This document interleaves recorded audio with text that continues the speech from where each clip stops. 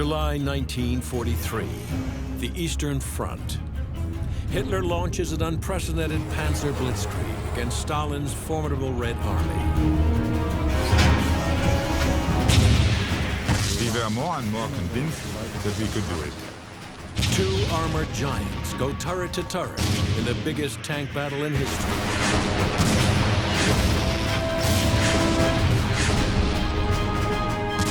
It's just as if two bulls that run into each other. Defeat is not an option. At stake is nothing less than the fate of the Second World War.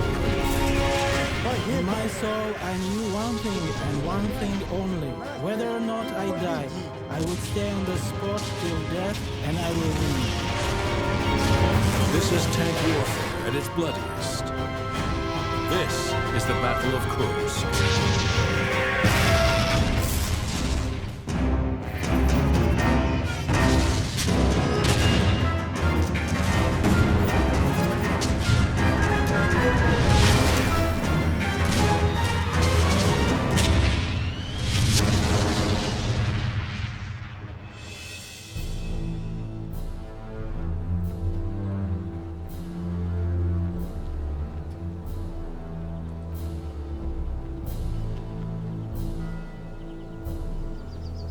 Brooding across the vast steppes of southern Russia, this bell tower stands guard over the killing fields of Prokhorovka.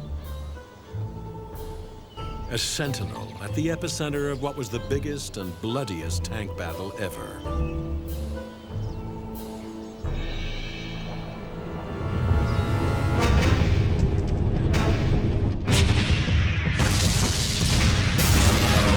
Operation Citadel. Hitler's last gamble to turn the tide of the war on the Eastern Front. Since the beginning of 1943, Germany's once unstoppable advance into the Soviet Union has come crashing to a halt, and the Red Army is on the offensive. They've pushed the Germans back 300 kilometers. Hitler's hopes of ultimate victory on the Eastern Front seem to have vanished. In the spring of that year, he prepares for a massive counteroffensive, codenamed Operation Citadel.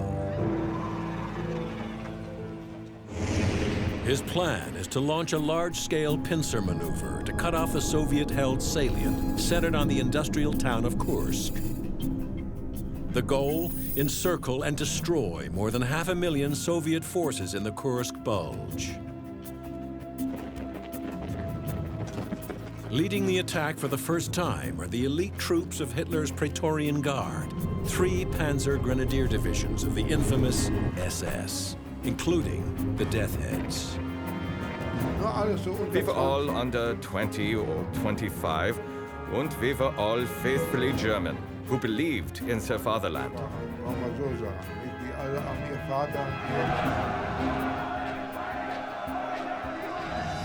For the attack, the Germans have amassed 780,000 men, close to 10,000 guns, and 2,500 tanks. But the delay gives Stalin the time he needs to prepare. His strategy is to build strength in depth. To meet the expected Panzer onslaught, they begin to lay mines, and thousands of conscripts dig anti-tank ditches and trenches. Their plan, to absorb wave after wave of attacks and bleed the German blitzkrieg dry. In my soul, I knew one thing and one thing only. Whether or not I die, I would stay on the spot till death, and I will win. I would only be in one mood, to kill as many Germans as possible. To meet the impending German attack, the Soviets mobilize almost 2 million men, 25,000 guns, and more than 5,000 tanks. The Soviet war machine goes into overdrive in the months leading up to the battle. What the T-34s may lack in firepower compared to the newer German rivals, they'll make up for in sheer scale of numbers. And we had many of those tanks, many.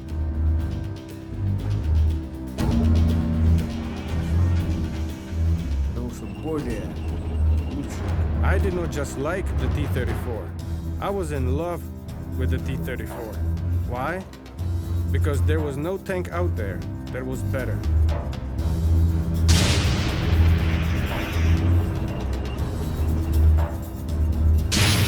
I love it. I'm in love with that tank. The T-34 is the backbone of the Soviet Armored Corps. Equipped with a 76mm main cannon and 47mm of sloping frontal armor, the T-34 is a perfect balance of firepower and protection.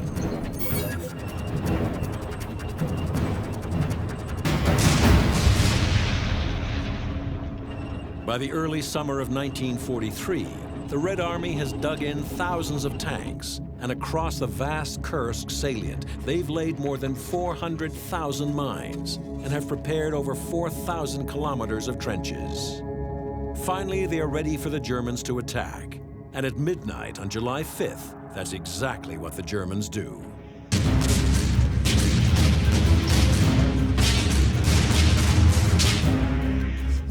What happened was a sea of fire, constant shooting, constant explosions. The sound was intense to the point of blocking your hearing. Everyone, all of us, are scared of dying. That's clear to everyone. But it's important to overpower that feeling. Overpower it. In the southern sector, the German blitzkrieg is spearheaded by the SS Panzer Grenadier Divisions. Their mission to drive straight through the Soviet defensive lines to Kursk, their right flank protected by the 3rd Panzer Corps, whose first objective is to secure a vital bridgehead across the Donets River and to do it at first light in the face of murderous fire.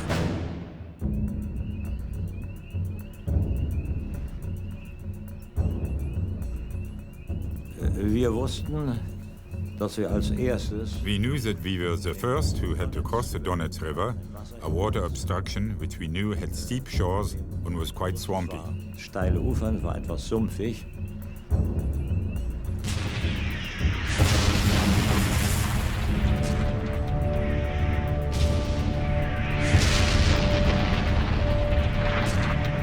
In front of us were the infantry and the sappers, who had already crossed the river and who had suffered a lot of losses.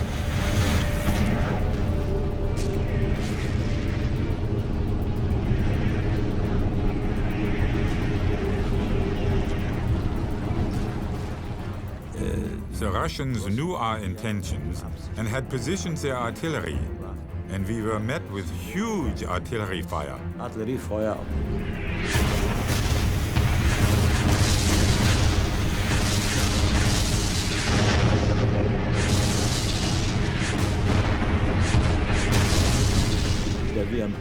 In the tank, we closed our hatches and we were safe. The sappers were sitting there, only with steel helmets and a whistle in their mouths. The water was as if it were boiling. That's how strong the explosions were. And they just kept doing their work, and we crossed the bridge. That was no problem. But immediately after the bridge was a minefield.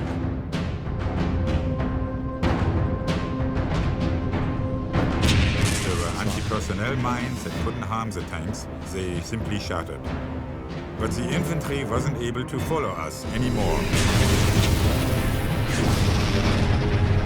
Our second company was to our right side, and they drove over a field of anti-tank mines. And the tracks of all 10 or 12 Tigers got damaged, and the tanks couldn't continue.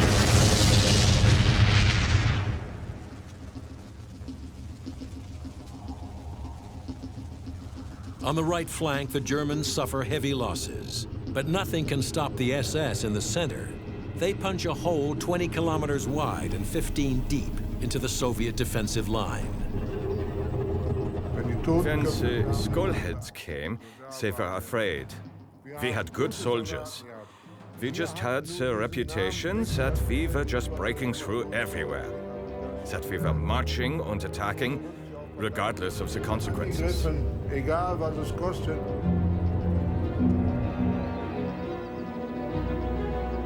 And across the vast open steppes, the gunners and tankers of the Red Army must face the onslaught of the Tigers head on.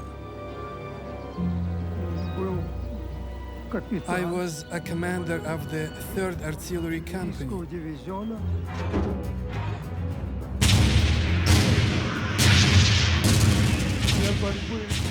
In order to battle with the tanks, we would create special anti-tank defense locations that were faced toward the danger zones. Of course, we always had to watch out for the Tigers. From my own observing station, we spotted a Tiger that was stationed on a high point on the field and was firing away at our tanks.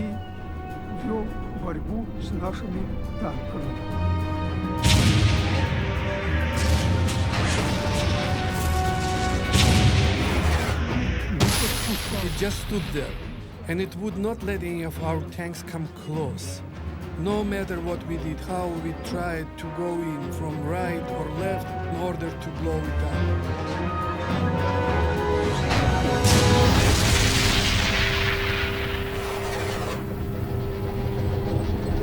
The Tiger tank is the Germans' ultimate armored weapon. Encased in over 100 millimeters of armor, it is practically impervious to frontal attack. But it is the Tiger's 88mm cannon, with a range of more than 2,000 meters, that makes it the most deadly weapon on the vast and sprawling battlefields of the Russian steppes. We soldiers in the Tiger were very proud. We had the best equipment that existed. It was a good tank, and for the very first time, we were head and shoulders above the Russian tanks.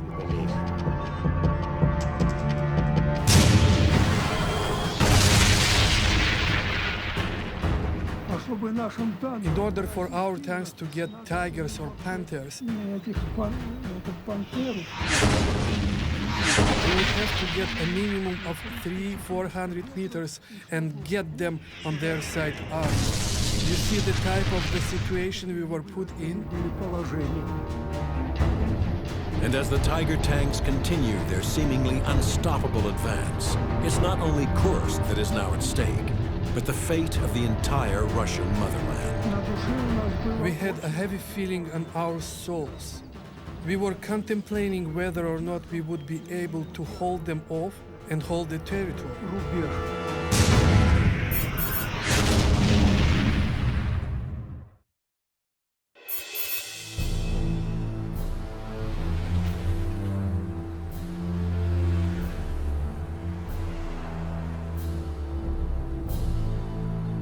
This is the modern-day city of Kursk, an unremarkable relic of the Soviet era in the middle of the vast Russian steppes. But in 1943, it stands at the epicenter of a titanic clash of arms. This is where the world holds its breath, and the fate of two mighty empires is decided.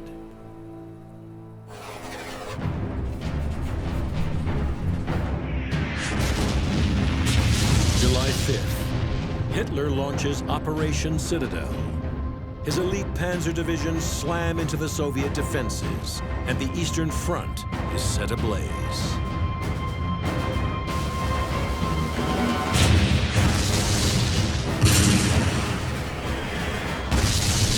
In a classic pincer maneuver, Hitler launches simultaneous attacks on the Kursk salient.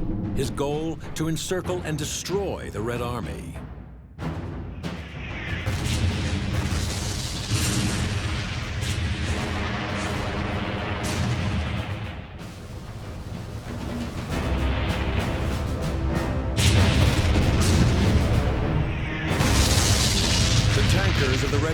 T-34s are given orders to advance to meet the German onslaught and shore up a desperate rearguard defense. Their task is daunting: stop the relentless flow of panzers any way they can.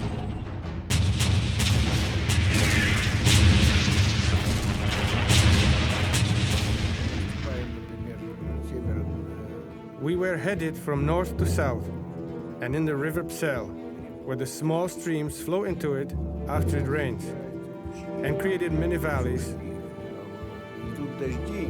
We call it Laga.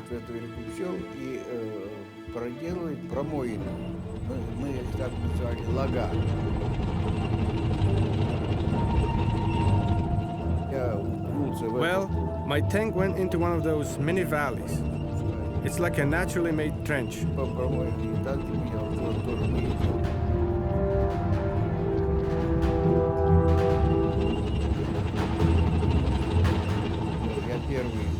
When I decided to drive over the edge of the trench, as I was driving my tank up, I saw a German tank directly above me, heading down towards me.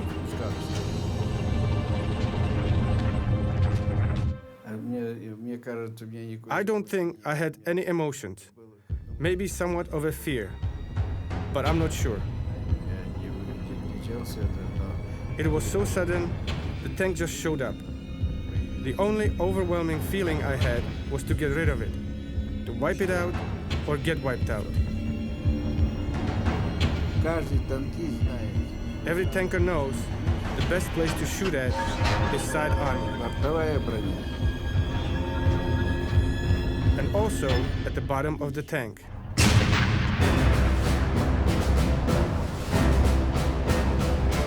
And only then, when I got him with the second shot, did the smoke start fuming out.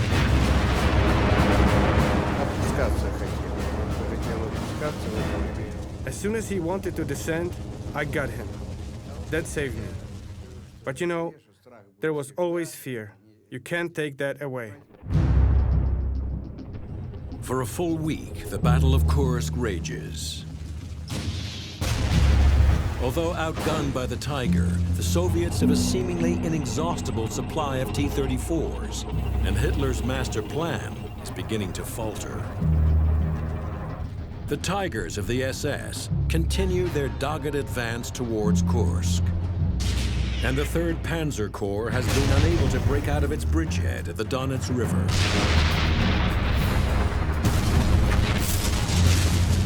Leaving the right flank of the SS perilously exposed.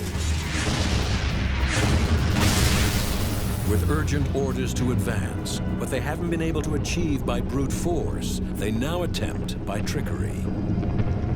A secret midnight thrust straight through the Soviet defenses. It's the bold and daring plan of Major Franz Becker of the 6th Panzer Division.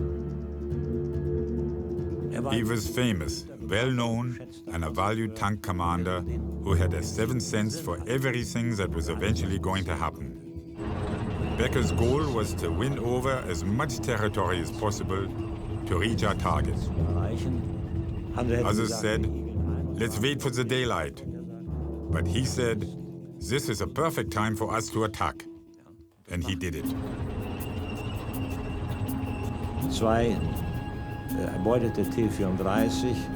Two captured T-34s were placed at the front as a sound camouflage.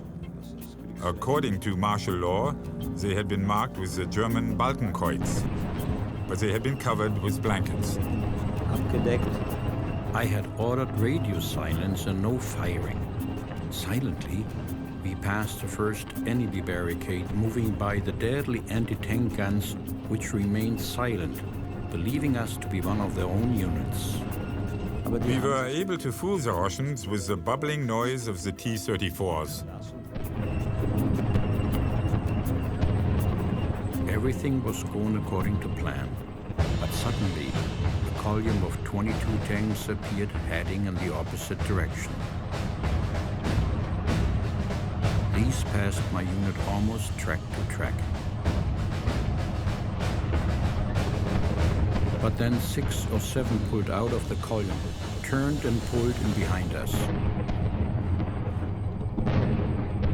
I ordered the rest to continue and placed my command tank, which was equipped only with a dummy gun, across the road in order to force the enemy tanks to halt.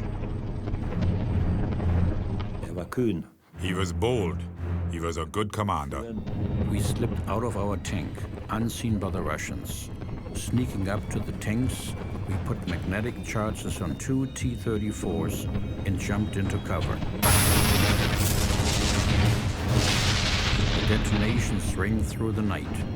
We fetched 2 more magnetic charges and put them in place.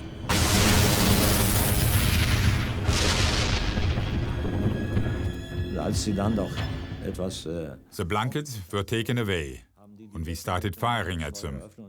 It was a great success for us there. We brought down a lot of Russians. Der Angriff wurde dann am Tag.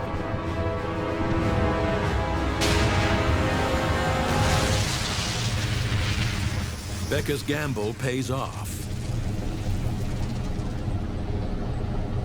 With their flank now secure, the SS swing right to mop up one of the last lines of defense at the village of Prokhorovka before their final advance on Kursk. But what the Germans don't yet know is that 500 tanks of the Soviet 5th Guards Tank Army are blocking their way.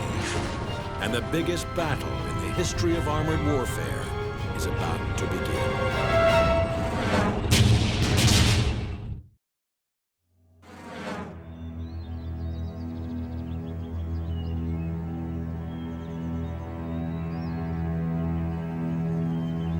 The steppes of southern Russia. Today, a gently rolling landscape of wheat and rye fields. In 1943, a battlefield, offering little cover and no place to hide for a 60-ton tank.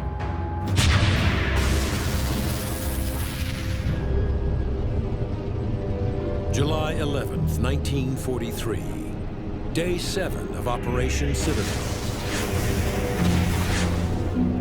The SS Panzer Grenadier Divisions have blasted a hole 50 kilometers through the Soviet defenses.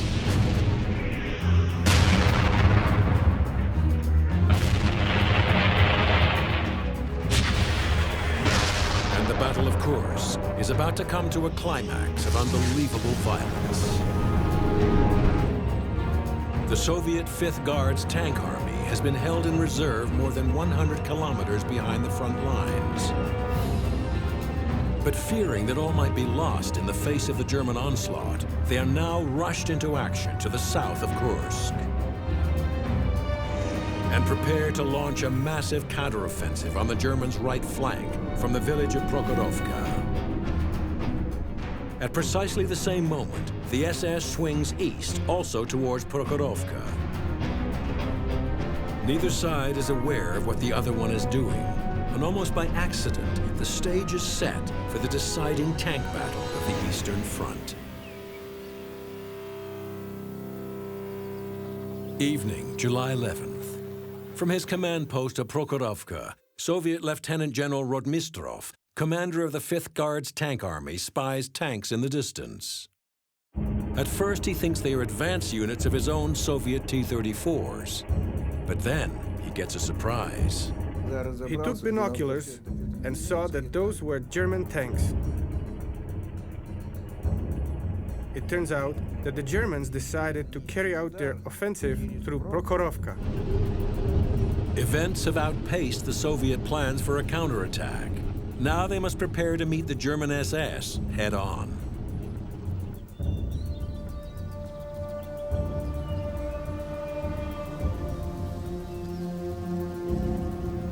We had a very heavy feeling on our souls. By the order of the main commander general, we were to stay and fight to the death and not let the enemy take over Prokhorovka. July 12th, dawn. The rumbling of tanks' engines can be heard from miles around as 300 German tanks and 500 Soviet T-34s prepare for battle. From behind a railway embankment on the Russian left flank, Savily Ilyich commands a Soviet anti-tank gun emplacement. and at 0830 hours is one of the first to spot the massed ranks of the SS advancing.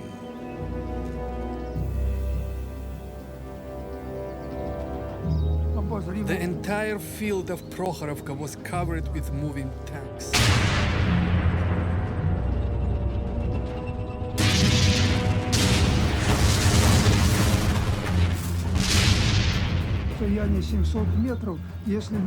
We aimed at the bottom of the tank or towards the lid of the tank. If the little cross mark was resting on either of those points, then the missile would go directly where it's aimed.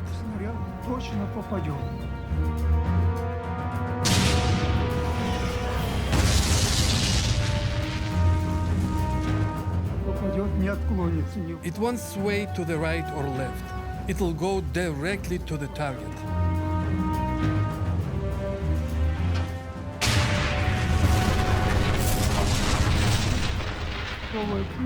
The 76mm gun would have 25 shots per minute.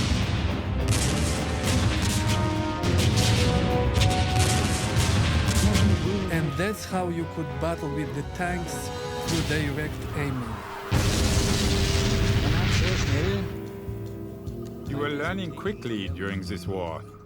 For example, we were all able to tell the difference whether it was a heavy artillery or light artillery firing at us.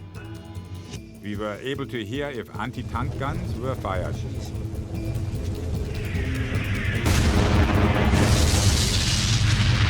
Every projectile made a different noise. It was very important to recognize what was firing and where it was coming from. Schießt und woher es kommt.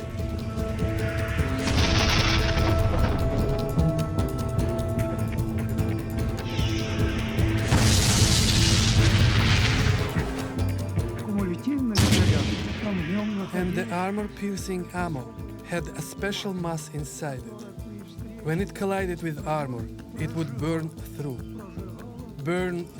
and through. The Soviet armor-piercing shell has a high explosive filler, designed to pierce 55 millimeters of armor plating at a distance of 1,000 meters, exploding on impact and destroying the enemy tank from within. The tank would go up in flames. Fire would burn, and that's what would happen. When several of our tanks had been shot, men suffered terrible burns. A tank on my left side caught fire, and they were screaming terribly.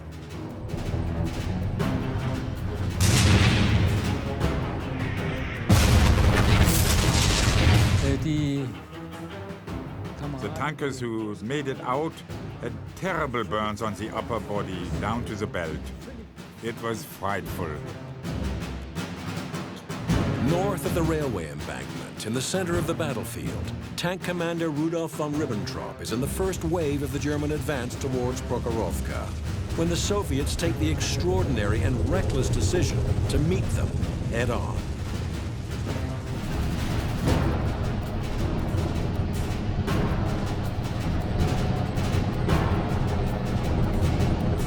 What I saw left me speechless. From beyond the shallow rise, about 150 to 200 meters in front of me, appeared tank after tank, wave after wave. There were too many to count. It was a simply unimaginable assembly, and it was moving at a very high speed. And suddenly, we're on the same path, face to face. They didn't expect us to come upon them so fast, and we didn't expect them either. The SS adopt the Panzer Keil, a wedge-shaped formation with Tigers at the point and lighter Panzer IVs at the side. Their aim to use their heavy armor to bulldoze straight through the enemy lines. Soviet T-34s lead a cavalry charge across the open fields to meet the deadly Panzer Keil. Outgunned by the Tigers, their only hope is to get as close as possible, as quickly as possible. They probably thought we would be farther off, but no. Here, there were two huge masses colliding. And at first, everyone was sort of confused and dumbfounded. At that second, I said to myself, it's all over now. We started killing each other, head on.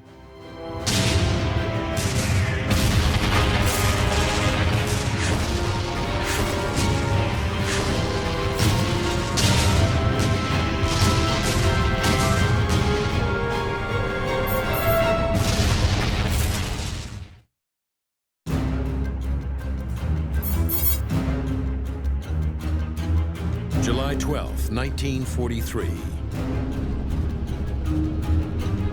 In his pursuit of victory on the Eastern Front, Hitler has gambled everything on the success of Operation Citadel.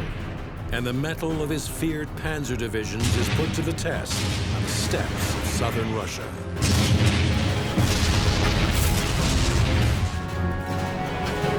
In the northern sector, the advance of the German 9th Army has ground to a halt, still 80 kilometers short of its objective of Kursk.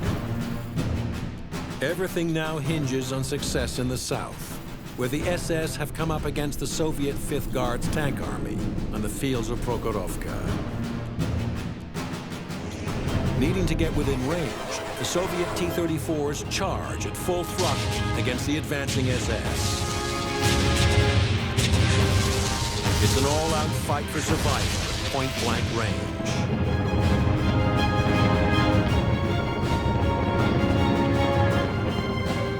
They probably thought we would be farther off, but no.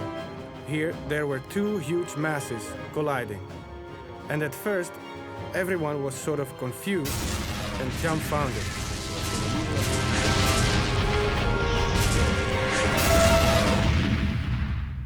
In the first wave of the German advance is SS tank commander Rudolf von Ribbentrop. My driver called over the intercom. Sir, to the right, right. The gunner traversed right. Soon the first round was on its way, and with its impact, the T-34 began to burn. At the same instant, the tank next to me took a direct hit and went up in flames. His neighbor was also hit. We had no time to take up defensive positions. All we could do was fire. From this range, every round was a hit.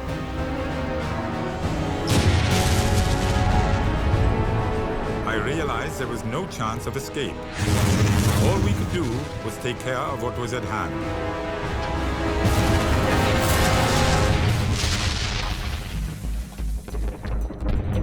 The battlefield is a chaotic mass of tanks firing at point-blank range. For the tankers on both sides, it's kill or be killed. And so it began, shooting at each other practically point-blank. 100 yards, 200 yards. You did not need a long-range gun. You can just shoot head-on. No one knew the situation. Not the army generals, not battalion generals, not any of the commanders of brigades. We were prepared. We were young guys. Order is order, and attack is attack. But we couldn't know that a battle like this would develop, and we were just unimportant grunts. Maybe the generals might have known this, but I don't think they knew that it might degenerate in this way.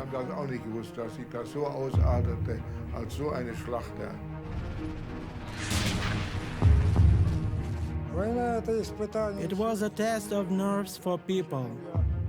That's why at that age I got my silver hair early. Became silver-headed. By midday, the entire battlefield has been set ablaze and become a hellish inferno. The fires were burning, the cars were burning, and tanks were burning. The field crops were burning. Everything was ablaze. It was a horrid battle. There are clouds of smoke, as if it was a dark evening. There's slaughter in the fields below, and from the skies above, death rains down in torrents.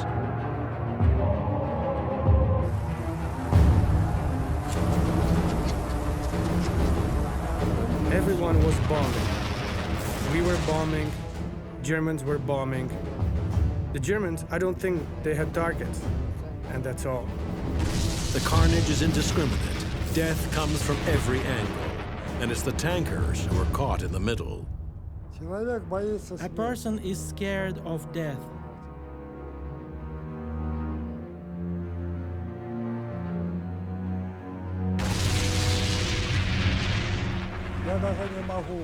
No one wants to die.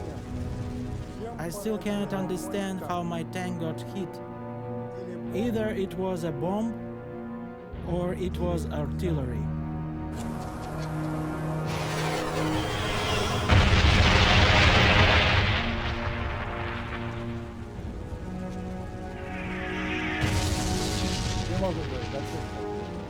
But it burned, and that's a fact.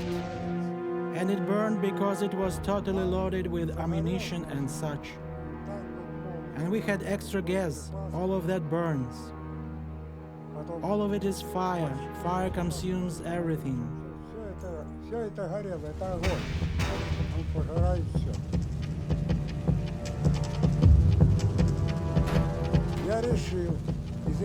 I decided to evacuate that tank. I said we need to evacuate, Lieutenant. The lieutenant was burning up, so he couldn't say a word.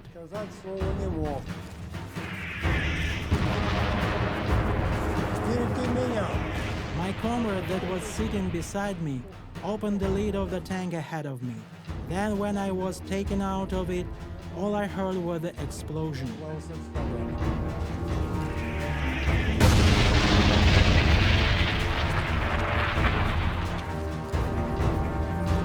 I still remember this battle. Still remember it. Only 2 members of Pavel's crew escape alive. Tank losses are reaching catastrophic proportions on both sides. But it's clear the Soviets are losing more. With defeat not an option, the Soviet T-34s attempt to block the German advance in whatever way they can, including a desperate tactic of last resort, never before witnessed in armored warfare. Some of them had probably received the order to drive onto our tanks.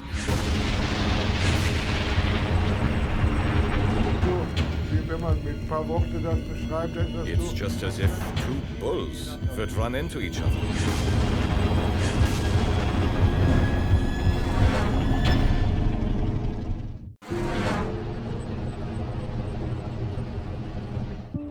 July 12, 1943.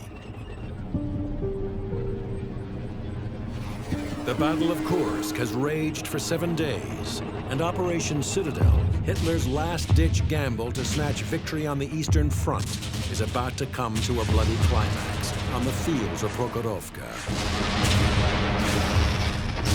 300 tanks of the SS Panzer Grenadier Divisions and 500 tanks of the Soviet Red Army clash head-to-head on a battlefield measuring just 4 kilometers by 6.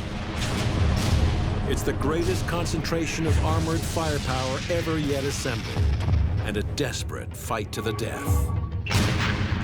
The tankers of the elite SS have been prepared for the bloodiest of battles. But this is warfare like no one has ever seen before, and nothing could have prepared them for the kind of tank carnage now heading their way.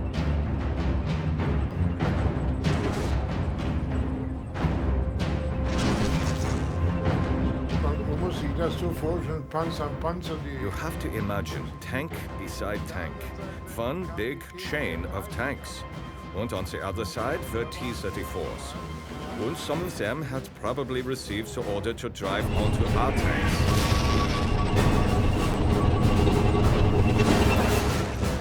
Each one wants to be stronger than the other. That's exactly how it was there. It's just as if 2 bulls would run into each other. That way our tanks were disabled. They themselves couldn't do anything anymore either, because they had disabled our tanks.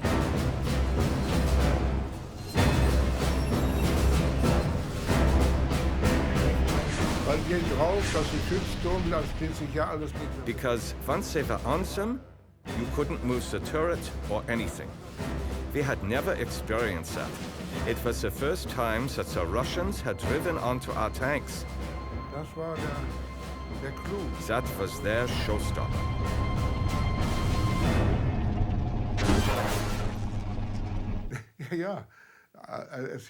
There were some crazy things, all the stuff that they thought of.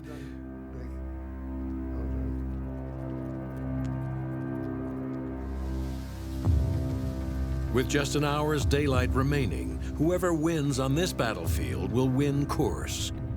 And it's the German tankers who, in the bloodbath, now sense victory is within their grasp. We were more and more convinced that we could do it.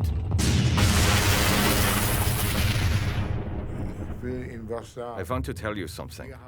We weren't afraid.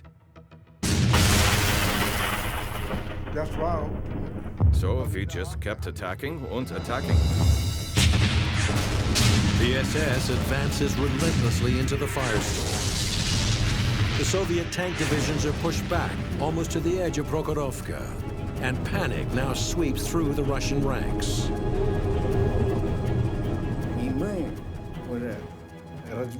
And we just said, just like that, the lines are splitting, battalions are splitting, army is backing.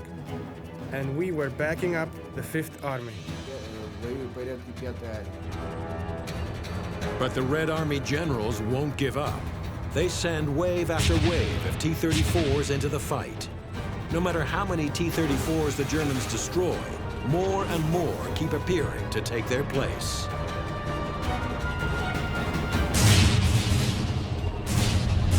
Rudolf von Ribbentrop is overtaken by the avalanche of Soviet T-34s. At this point, remaining stationary was the surest means of being destroyed by the Russian tanks. Just then, a T-34 halted about 30 meters off to our right. I saw the tank rock slightly on its suspension and traverse its turret in our direction.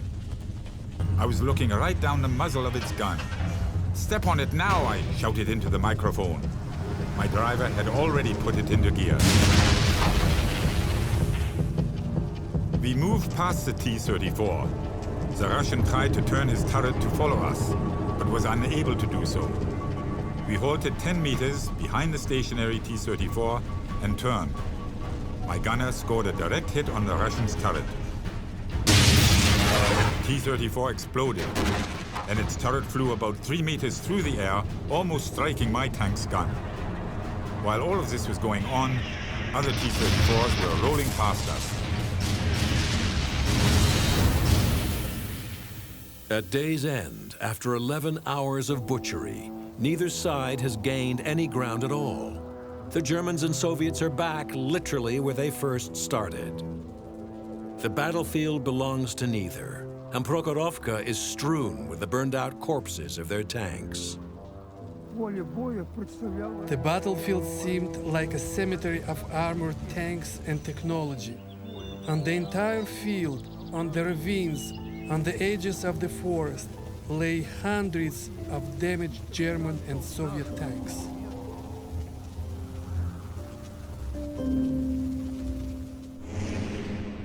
At Kursk, the German blitzkrieg on the Eastern Front has hit its brick wall. In the face of fierce Soviet resistance, neither arm of Hitler's pincer has come anywhere near to reaching its target, and Kursk itself remains unscathed.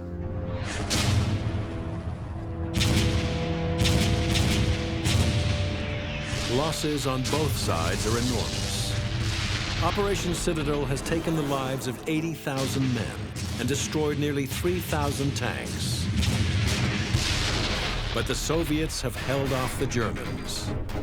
For the Red Army, it will be remembered as a great victory. The day after Prokhorovka, with news of the Allied invasion of southern Italy, Hitler calls off Operation Citadel altogether to deal with a war which is now on two fronts. The battle for Kursk is over, And for the Germans, it represents a massive and irreparable failure. From these fields of Prokhorovka, they begin a retreat which within 2 years will take them all the way back to Berlin. For our morale, it was really upsetting for everybody. What? We're going back? That doesn't happen to us. We didn't shout hooray anymore. In a single day on these killing fields of Prokhorovka, death harvested thousands of soldiers' lives. For many, it is a place of sacred memory, where the heroism of the Red Army's tank crews saved the Russian motherland. This was the turning point for the Red Army. I remember my friends who have passed away. I'm always remembering them. Always, always will be remembering them. My friends.